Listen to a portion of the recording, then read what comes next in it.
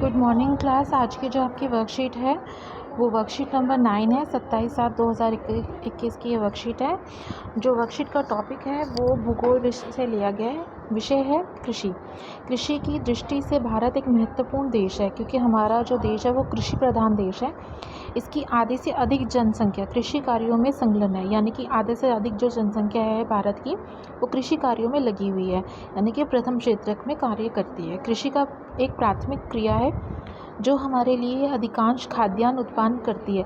खाद्यान्न का मतलब है जो चीज़ें हम खाते हैं, अनाज हो गया, गेहूँ हो गया, चावल हो गया और भी बहुत सारी चीज़ें।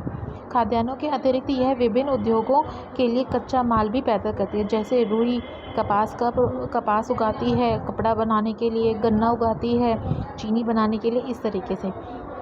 इसके अतिरिक्त कुछ उत्पादों जैसे चाय, कॉफ़ी, मसाले इत्यादि भी निर्यात किए जाते हैं। हमारा साउथ इंडिया है, जैसे हमारा दक्षिणी भारत हम कहते हैं, उसमें जो मुख्यतः फसलें उगाई जाती हैं वो मसाले वाली फसलें उगाई जाती हैं, क्योंकि हमारे देश के बहुत सारे मसाले बाहर देशों में निर्यात किए जाते हैं। अब इसमें कृषि के प्रकार बताए गए हैं। प्रारंभिक जीवन निर्वाह कृषि, फिर है रोपण कृषि, वाणिज्यिक कृषि और गहन जीविका कृषि। प्रारंभिक जीवन निर्वाह कृषि भूमि के छोटे टुकड़े पर अपने मतलब एक छोटा सा टुकड़ा होता है जिसपे जो किसान होता है अपनी पूर्ति के लिए जितना वो अनाज उगाता है उसके लिए रखता है। आदिम कृषि औजारों जैसे लकड़ी के डाऊ और खुदाई वाले छड़ी और परिवार अथवा समुदाय श्रम की मदद से की जाती है। इस प्रकार की कृषि प्रायः मानसून, मृदा की प्राकृतिक उर्वरता और फसल उगाने के लिए अन्य पर्यावरण परिस्थितियों के उपयुक्तता पर निर्भर करती है कि कैसा है। यह कर्तन धन प्रणाली है, कृषि भी है। इसके अंतर्गत किसान जमीन के छोटे से टुकड़े को साफ कर लेता है, चाहे जला के हो या पेड़ काट के हो, और करके उन पर अपने परिवार के भरण पोषण, यानी कि अपने परिवार के लायक जो भी वो अनाज उगाना चाहता है इतना अनाज उगाता है। उसको बाहर नहीं बेचना होता, उसे सिर्फ अपने घर की पूर्ति के लिए अनाज उगाता है। जब मृदा की उर्वरता कम हो जाती है तो वो किसान दूसरी भूमि की तलाश करता है और वहाँ पे स्थानांतरण कर लेता है और कृषि के लिए भूमि का दूसरा टुकड़ा साफ कर लेता है। इसको हम कहते हैं प्रारंभिक जीवन निर्वाह कृषि। ठीक है, ये हमारी सबसे होती है, ये पहले हमारे आदिम मानव के समय से चलती आ रही है।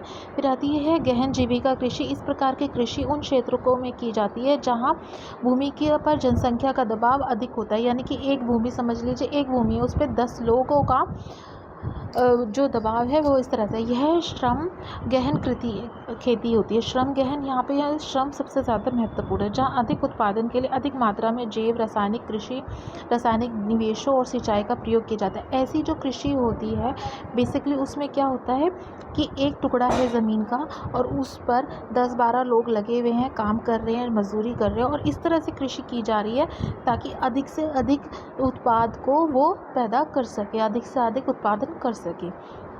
फिर आती है हमारी वाणिज्यिक कृषि। इस प्रकार की कृषि के मुख्य लक्षण आधुनिक निवेशों जैसे अधिक पैदावार देने वाले बीज, जिसे हम HYV सीड्स भी कहते हैं। ठीक है, तो इसमें क्या होता है, हाई यील्डिंग सीड्स, मतलब जिसमें अधिक से अधिक पैदावार हो सके। रासायनिक उर्वरकों और कीटनाशकों के प्रयोग से उच्च पैदावार करना होता है।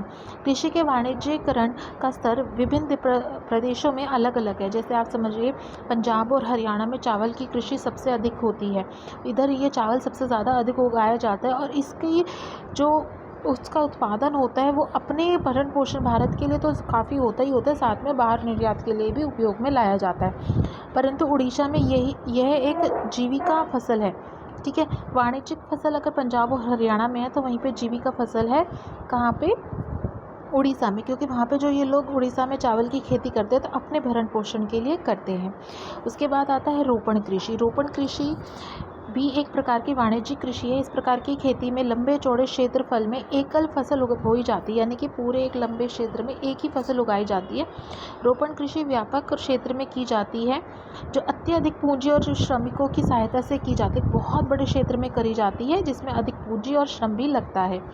इसके बाद आता है इससे प्राप्त सारा उत्पादन उत्पादन उद्योगों में कच्चे माल के रूप में बेच दिया जाता है। यानी कि जैसे फसल उगाई जाती है, कपास की हो गई, गेहूँ की उसकी हो गई, गेहूँ की भी इसी चक्कर में उगाई जाती है क्योंकि गेहूँ में आपको बिस्किट्स बनते हैं और दूसरे उत्पाद बनते हैं। आजकल तो चक्की का पिसा हुआ आटे की बजाय हम पैक्ड आटा लेकर आते हैं, ठीक है। तो इनके लिए हमें जो फसलें उगाई जाती है लंबे चौड़े क्षेत्र में उगाई जाती है और उसको हम कच्चे माल के रूप में उद्योगों में इस्तेमाल करते हैं। आजकल एलोवेरा की फसल को भी बहुत मुख्यतः प्रोत्साहन दिया जा रहा है क्योंकि एलोवेरा जो उत्पाद है तो उसको कई सारे प्रोडक्ट्स में, चाहे वो कॉस्मेटिक हो या आयुर्वेदिक प्रोडक्ट्स में यूज़ किया जाता है। भारत में चाय, कॉफ़ी, रबड़, गन्ना, केला इत्यादि महत्वपूर्ण रोपण कृषि है। इसके बाद आते हैं हम क्वेश्चन आंसर पे। यदि आप एक किसान होते तो आप किस प्रकार के कृषि का कार्य करने में संलग्न होना पसंद करते और क्यों? इसमें आपके पास 4 ऑप्शन है, इनमें से आप अपना पसंद का कि आपको कौन सी कृषि पसंद आती है, आप कौन सी कृषि करने के लिए उत्साहित होते हैं वो लिखना है और उसका कारण लिखना है। गहन जीविका कृषि के महत्व पर एक नोट लिखिए। अब गहन जीविका कृषि क्या है? जिसमें रासायनिक निवेश और सिंचाई का प्रयोग किया जा सकता है। भूमि पर जनसंख्या का दबाव अधिक रहता है तो उसके ऊपर आपको एक नोट लिखना है। इसमें आप किसी भी परिस्थिति को ले सकते हैं, किसी भी प्रदेश को ले सकते हैं। वाणिज्यिक कृषि एवं गहन जीविका कृषि में क्या अंतर है ये बताना है। बहुत ही एक दूसरे से सिमिलर है, ठीक है। और पर वाणिज्यिक कृषि का जो मुख्य एक उद्देश्य होता है वो ये होता है कि ज़्यादा से ज़्यादा पैदावार की जाए बेचने के लिए।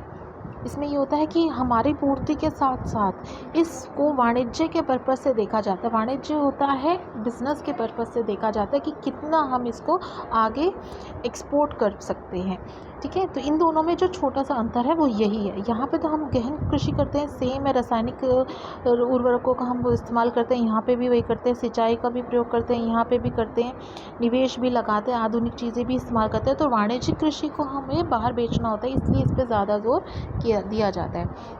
यहाँ पे आपकी ये वर्कशीट ओवर होती है। बाकी कोविड के संदर्भ में एक जानकारी है कि नियमित अपने हाथ को साबुन से धोते रहिए हर 20 मिनट में ताकि आप कोविड से सुरक्षित रहें।